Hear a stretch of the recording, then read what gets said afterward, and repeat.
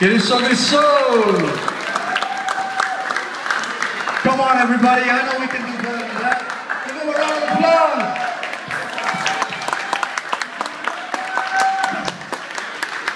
Everybody's full and now you're sleepy, right? Wala nga yung kapo. Yan yung gusto ka dyan. I'm Bruce. Nainom na? All right. Ang family. You're allowed to do what required.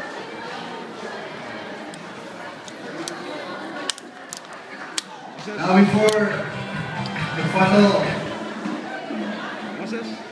this is the final one from our friends and families from Northwest. And